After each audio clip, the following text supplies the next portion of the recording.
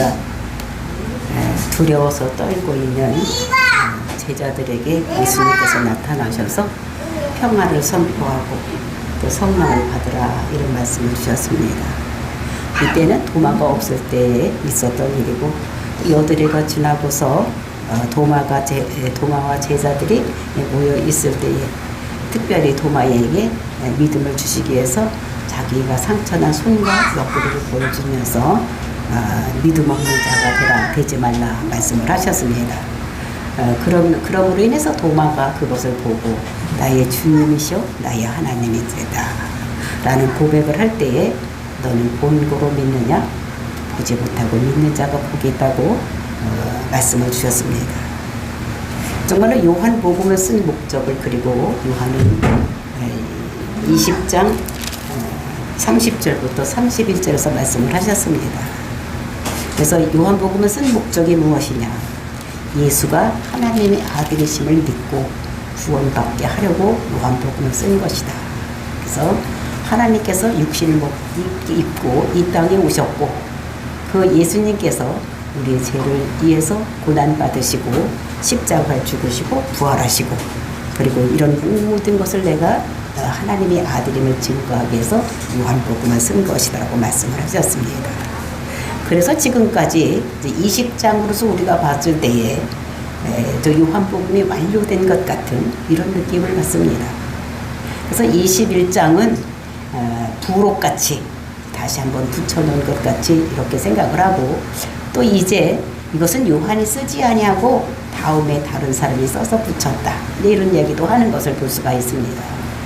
그런데 정말로 이것을 보면 정말로 요한이 쓰지 않았을까 이런 생각을 하게 되고 정말 이것이 정말일까 이런 생각도 들어가는데 그러니까 성경에 그 모든 것들을 보면은 그 사본이 있는데 그 사본에 이것이 21장에 다 기록된 것을 보면서 한 사본도 빠진 것이 없는 것을 보면서 이것은 반드시 요한이 쓴 것이라는 것을 우리가 알 수가 있는 것입니다.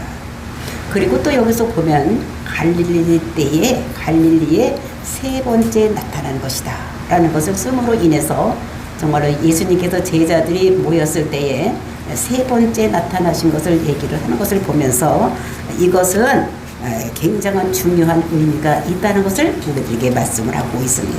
그러니까 세 번째라는 것이 굉장히 중요한 거예요. 또 이것이 중요한 것이 무엇이냐? 우리가 이제 읽었는데 그 2절에 보면 그 제자들이 숫자가 나와 있습니다. 그러니까 베드로, 도마, 그다음에 나다나엘, 세바데의 아들 두 아들, 그다음에 다른 제자들, 그래서 7명을 얘기를 하고 있는데 다른 사람들의 이름은 다 얘기를 하는데 다른 제자 둘이 함께 있었다 이러면서 그 다른 제자 2명을 얘기를 하지 않는 것을 볼 수가 있어요. 그래서 여기서 7명, 그 7이라는 숫자는 그러니까 성경에서 보면 완전 숫자를 얘기를 하는 것입니다.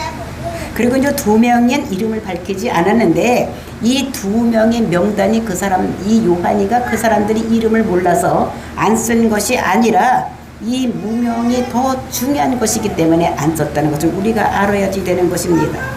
그러니까 2는 증인의 숫자예요.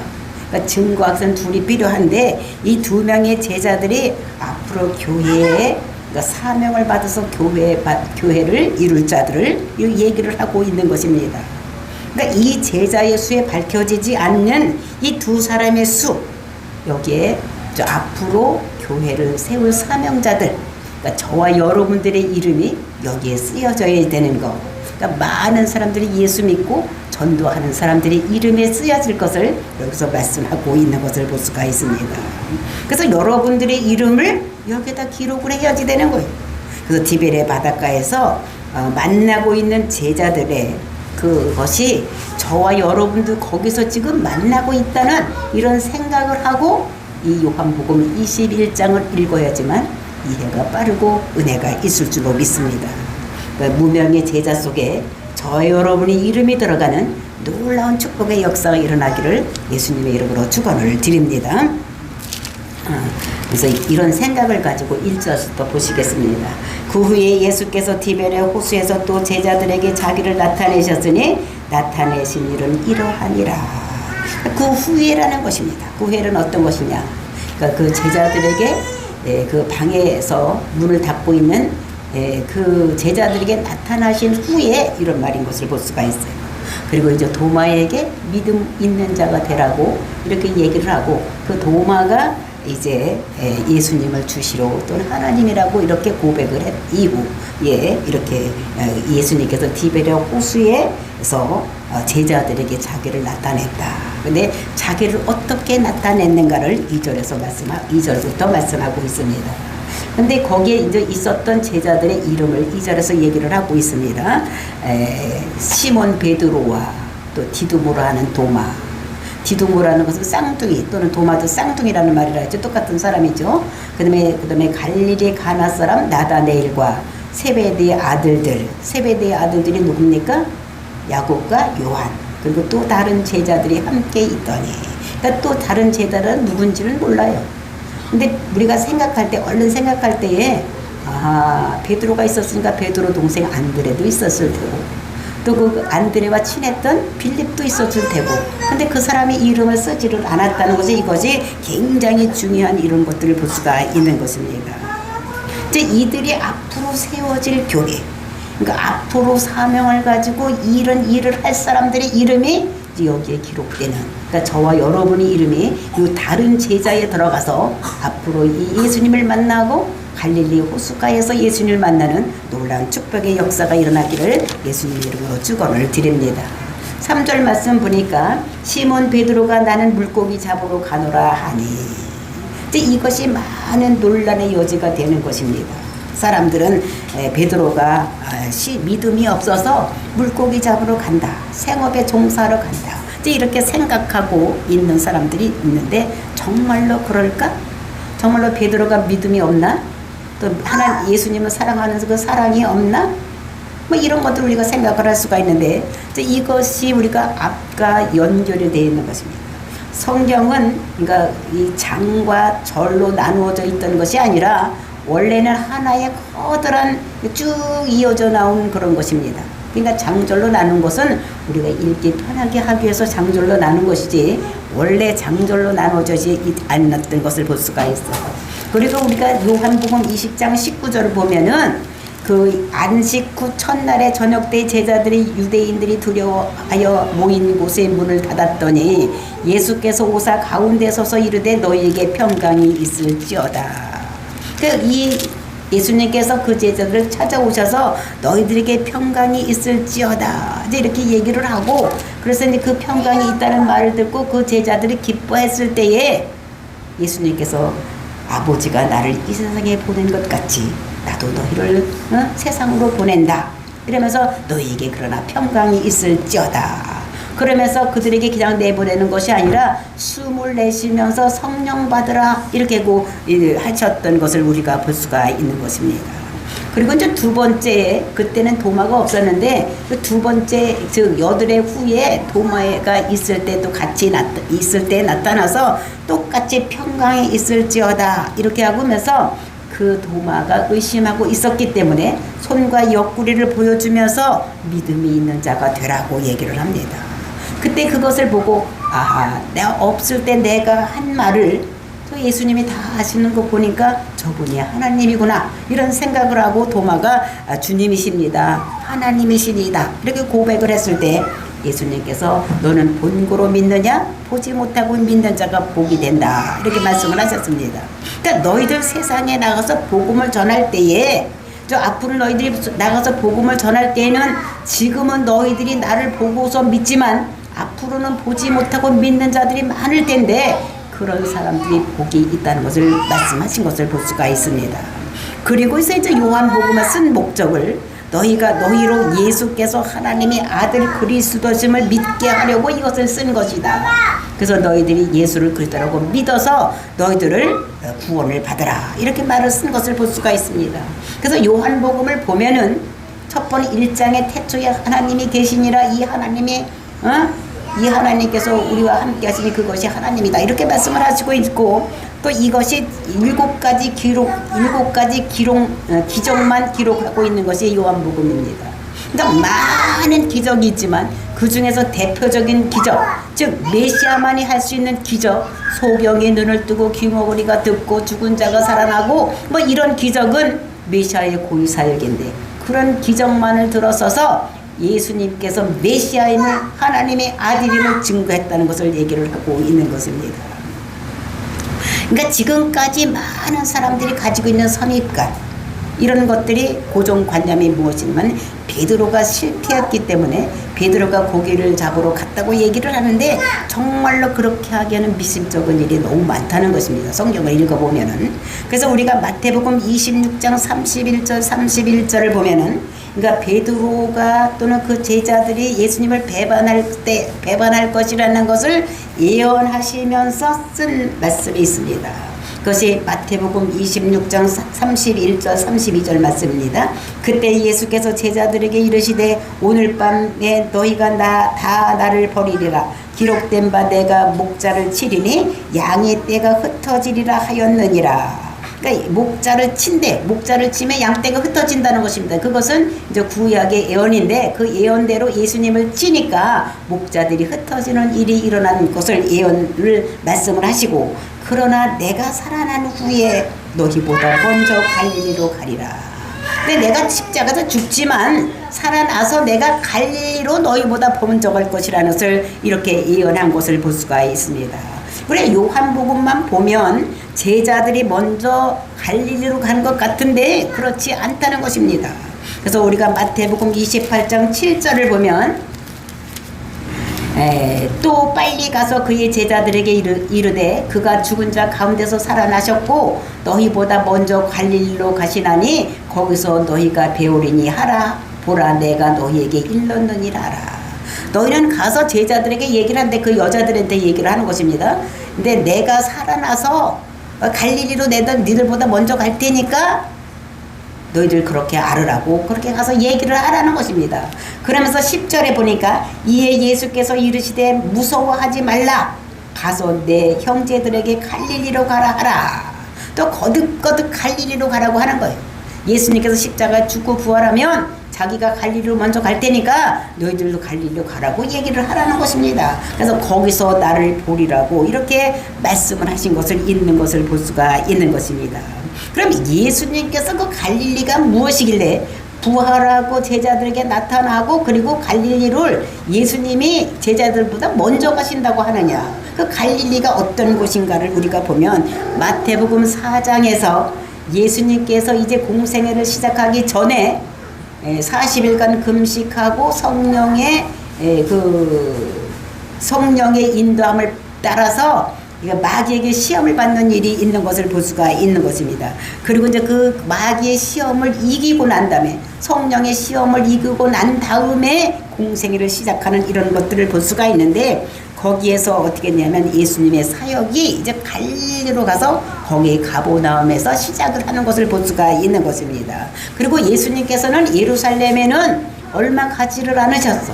그러니까 절기를 지킬 때만 예루살렘에 가셨지, 그 다음에는 다 어디서 사역을 하셨는가 하면 그 갈릴리에서 사역을 한 것을 볼 수가 있습니다. 그래서 우리가 마태복음 13장 14절에서 16절 말씀을 보면 그것을 무엇이라고, 갈릴리 지방을 어떻게 표현하고 있는가, 이것을 보면 마태복음 13장 14절서부터 16절 말씀. 이사야의 예언이 그들에게 이루어졌느니라. 일러스되 너희가 듣기는 들어도 깨닫지 못할 것이요 보기는 보아도 알지 못하리라. 이 백성이 마음이 완악하여서 귀가 듣기는 둔하여도 눈은 감았으니 이는 눈으로 보고 귀로 듣는 마음이 깨달아 돌이켜 내가 고침을 받을까 하노라. 이렇게 말씀을 하면서 그 말씀이 다 알아듣는데 못 알아듣는 것이 어디 있냐면 갈릴리 가나, 그 가보나움, 거기에는 잘 알아듣지 못한다고 말씀을 하면서 그 땅을 흑암의 땅이요 그러면서 사망의 땅이고 그늘진 땅이라고 이렇게 소개를 하는 것을 볼 수가 있는 것입니다. 나사렛 동네라는 것은 어시면 흑암, 사망, 그늘진 곳, 이거를 대명사적으로 쓰는 것이 어디냐면 나사렛이라는 것입니다. 그래서 나다나엘에게 빌립이 예수님을 만난 다음에 나다나엘에 가서 내가 예수를 만났다, 메시아를 만났다고 얘기를 했을 때 나다나엘이 뭐라 그러는가 하면 이 나사렛에서 무슨 선한 것이 나겠느냐 이렇게 얘기를 하면서 그 나사렛이라는 것은 아주 절망의 세상, 소망이 없는 세상을 이렇게 얘기를 하는 것을 볼 수가 있습니다. 근데 여기에서 예수님께서 첫 사역을 시작한 이런 지역이었고 또 이 서약한 지역인데 거기서 또 이 예수님께서는 지금 부활하시고 이제 얼마 안 있으면 승천할 때가 된 것을 볼 수가 있습니다. 그러면 이제 예수님께서 승천하시고 나면 이 땅에 남아서 예수님이 하시던 하나님 나라를 확장하는 일을 누가 해야지 되는가 하면 이제 제자들이 해야 되는 이런 것입니다. 그래서 제자들에게 또는 지금의 교회에게 또 지금 우리에게 예수님의 사역을 남겨두고 예수님께서 어디로 가지만 하늘로 올라가셔야 되기 때문에 이제 바닷가에서 지금 그 갈릴리 바닷가에서 그 제자들을 만나고 있는 것을 볼 수가 있는 것입니다. 그 나사렛이라는 것이 무엇이냐? 우리가 이사야서 11장 1절을 보면 그것은 무엇인가 하면 그 나사렛이라는 것은 낫자르라를 얘기를 하는데 그 낫자르라는 건 가지를 얘기를 하는 것입니다. 그래서 그러니까 연약한 가지를 얘기를 하는 거예요. 그래서 예수님을 소개를 할 때 어떻게 하냐면 그 얼굴이 그 아주 잘생기고 이런 얼굴이 아니라는 거예요. 얼굴이 연약하고 연약한 순 같고 막 이렇게 얘기를 하는 것을 볼 수가 있는 것입니다. 그래서 이렇게 그러니까 이새의 가지에서 나온다 이렇게 얘기를 할 때 그 연약한 가지를 얘기를 하고 볼품없는 이런 얼굴을 가지고 나온다는 것을 얘기를 하는 것을 볼 수가 있어요. 그래서 우리가 이사야서 53장을 보면 외모가 볼품없는 이런 것들 예수님을 소개를 하고 있는 것을 볼 수가 있는데 이래서 이 예수님을 나사렛 예수다 이렇게 얘기를 하는 것을 볼 수가 있습니다. 그렇게 해서 이제 그 나사렛 갈릴리 호수에 이제 이렇게 이 사람들이 갔을 때에 어떠한 일이 일어나고 있느냐? 베드로가 고기 잡으러 간다 하고 이제 고기를 잡으러 갔는데 고기를 많이 잡았으면 별일이 없었을 텐데 3절 끝을 보니까 그날 밤에 아무것도 잡지 못하였다. 그러니까 베드로가 내가 고기 잡으러 간다 이랬더니 거기 있던 제자들이 다 따라 나섰습니다. 다 한 배에 탔어. 그러니까 누구 어떤 배인지는 모르지만 하여튼 그 묵었던 집에 그 주인의 배에 다 똑같이 이렇게 탔던 것 같습니다. 그래서 그랬는데 배에 올라서 밤에 고기를 잡으러 갔는데 그 밤에 아무것도 잡지를 못했다는 것을 얘기를 하고 있어요. 그러니까 그 배에 올랐고 그날 밤에 이제 이렇게 얘기를 하는데 그 어떤 일이 일어나야 됩니까? 이 갈릴리 호수는 낮에 고기가 잘 잡히는 곳이 아니라 밤에 잘 잡히는 곳이죠. 왜냐하면 이곳은 그 예루살렘은 해발이 높기 때문에 그러니까 높은 산지기 때문에 춥습니다. 근데 갈릴리는 더워요.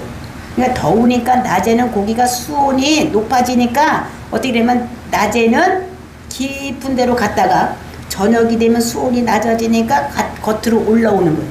그래서 갈릴리에는 밤에 가서 고기를 잡아야 되는 거예요. 그러니까 여기서 고기 잡기로 잔뼈가 굳은 베드로와 여기 있던 어부들이 다 언제 고기를 잡으러 가는 건 밤에 잡으러 가는 거예요. 근데 밤에 고기를 잡으러 갔으면 고기가 잘 잡히고 많이 잡혀야 되는데 문제가 일어난 거예요. 고기를 아무것도 잡지를 못했다는 거예요. 한 마리도 고기를 잡지 못했다는 것이 문제가 되는 것을 볼 수가 있는 것입니다. 요한은 이것을 우리한테 얘기를 하는 것입니다. 지금 신기한 일이 벌어지고 있다는 거예요. 어떤 일이 벌어지고 있냐? 못 잡았다는 거예요.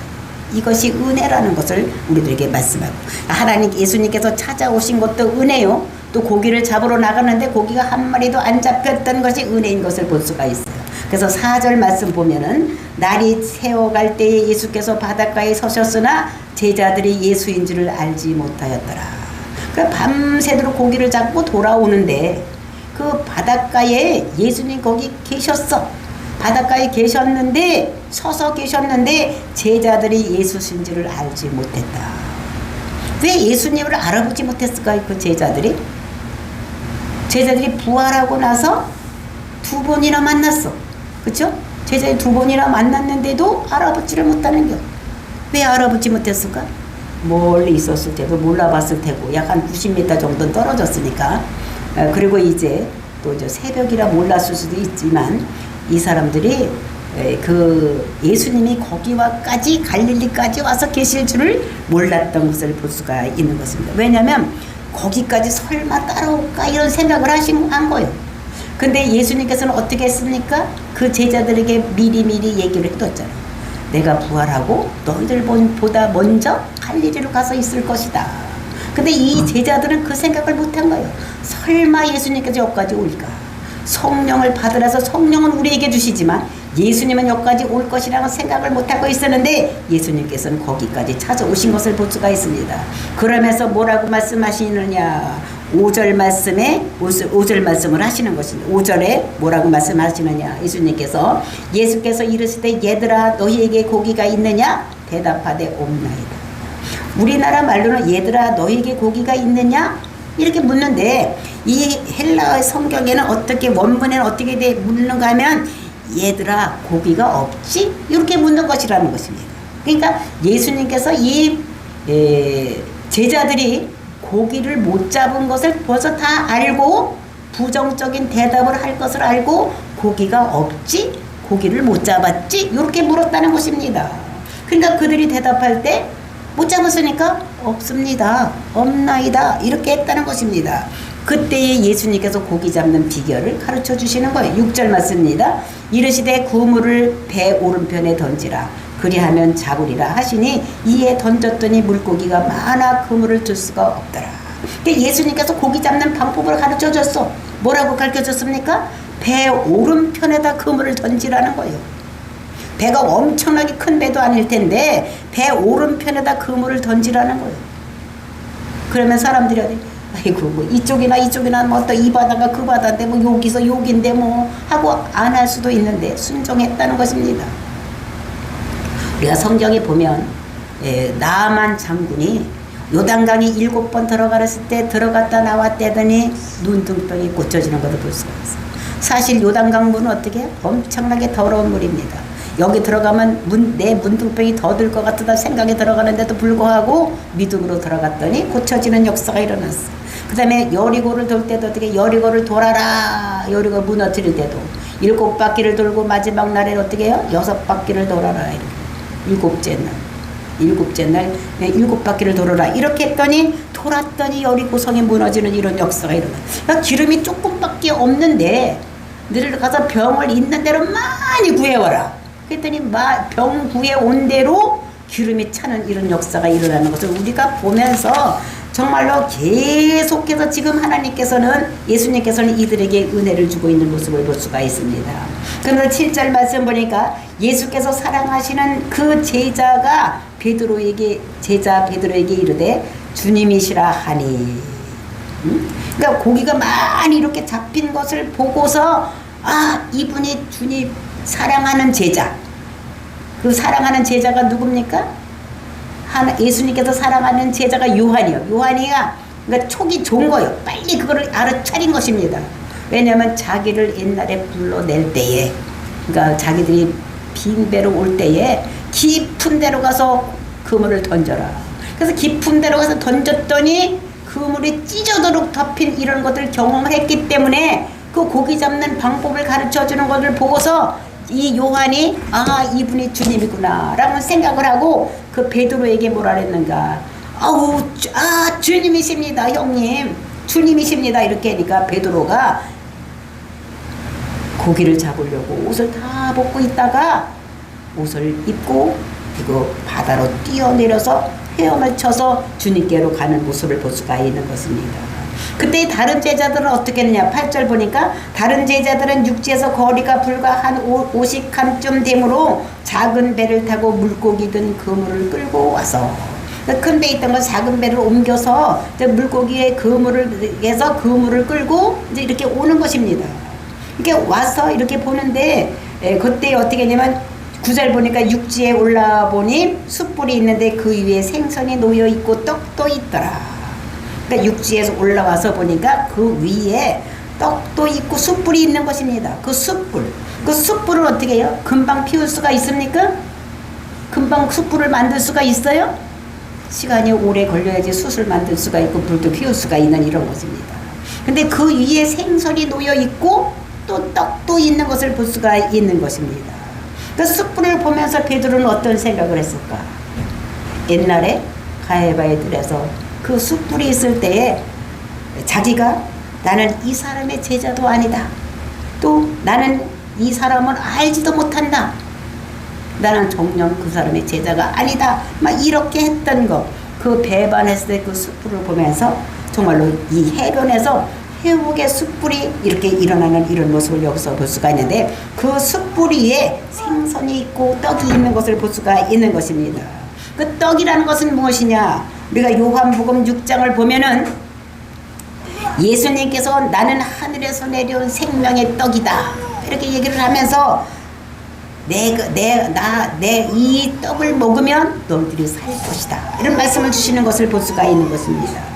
그래서 사람들을 살려내는데 떡이 있어야 되는데 너희들이 먼저 먹고 너희들이 살아나고 그리고 그 떡을 가지고 많은 사람을 살려낼 것을 이렇게 말씀을 하고 이 생명의 떡을 먹고 공동체의 생명체가 되었으니까 이 갈릴리 같은 세상에 생명을 구원해 놓고 살려내라고 떡으로 그들을 먹이시는 이런 예수님의 자상함을 우리가 여기서 볼 수가 있는 것입니다.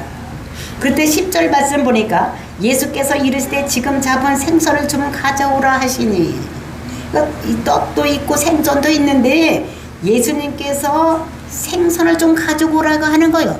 지금 바다에서 잡아온 그 생선을 가져오라고 하는 것입니다. 왜 생선을 가져오라고 했을까? 예수님이 준비한 생선이 모자랐을까요? 그러면 지금 금방 잡은 생선 회 떠서 먹으려고 가져오라고 했을까? 하나님 예수님께서는 뭔가를 가르쳐주고 싶은 것이 있는 것입니다. 그래서 11절 보니까 시몬 베드로가 올라가서 그물을 육지에 끌어올리니 그러니까 시몬 베드로가 올라가서 이 올라가서라는 말은 그러니까 아나바이오노 이런 말인데 이것은 뻘떡 일어났다는 것입니다. 생선 가져오라 했더니 이 베드로가 뻘떡 일어났다는 거. 그 말이 듣자마자 뻘떡 일어나가지고 어떻게 되면 올라갔다는 거. 그래서 올라가서 그물을 육지에 끌어올리니 그물을 육지에다 끌어올리니 거기에 그 가득 찬 물고기가 153마리나 있더라. 그 그물 안에 153마리가 있는 것을 볼 수가 있습니다. 그 가득 찬 물고기가 있었고 거기에 153마리나 있는데 또 이상한 것은 뭐냐면 그물이 찢어지지 않았다는 거예요. 그러니까 우리가 그물질을 하고 있다 보면 우리가 성경에 보니까 한번 그물질을 하고 난 다음에 항상 그물을 깃는데 여기는 큰 물고기가 153마리 났는데 그물이 찢어지지 않고 또 낚시질을 하면은 큰 물고기를 잡으려면 큰 물고기만 잡는 그런 낚시질을 하는데 그물을 가지고 잡으면 어떻게 됩니까? 어종도 다양하고 또 크기도 다양하게 잡혀야 되는데 이 물고기야 이 지금 이 사람들이 잡은 물고기는 전부 큰 물고기고 전부 한 종류만 되어 있는 이런 것을 볼 수가 있는 것입니다. 근데 이것은 어떻게 했냐면 사람으로서는 할 수 없는 일을 하고 있는 것을 볼 수가 있어요. 그래서 이것은 사람으로는 할 수 없고 하나님께서 오른편에다 던졌더니 이런 일이 일어난 것을 보면서 나는 하나님이라는 것을 이 제자들에게 말씀하고 있는 것을 볼 수가 있어요. 그러면서 12절부터 14절 말씀에 보면은 예수님께서 그들에게 와서 조반을 먹으라 이렇게 명령을 하고 그래서 조반을 먹게 하고 그들을 제자들을 섬기는 이런 모습을 여기서 볼 수가 있는 것입니다. 그러니까 조반을 먹으러 밥 해주는 사람은 누굽니까? 종이 합니까? 상전이 합니까? 종이 하는 일이에요. 근데 예수님은 그들을 항상 섬기는 일을 하는 것을 볼 수가 있어요. 마가다락방에서 그들을 발을 씻기시고 그 다음에 그들에게 떡을 나눠줬던 포도주를 나눴던 이 예수님 그 섬김이 지금까지도 계속되고 있는 이런 것들을 우리가 보면서 정말로 하나님이신 예수님이 13절에 보니까 가셔서 가져다가 주시고 그러니까 늘 하시던 그대로 했다는 것을 우리에게 말씀하시면서 늘 섬기던 모습으로 제자들을 섬기는 이런 섬김의 예수님께서 이런 오늘날 우리의 사역의 현장에도 예수님께서 우리와 함께 하여 주시고 우리와 늘 함께 하시고 우리에게 성령 충만함을 주셔서 사역을 할 수 있는 이런 일을 이루신다는 것을 우리들에게 말씀으로 주시고 있는 것입니다. 약속대로 먼저 와서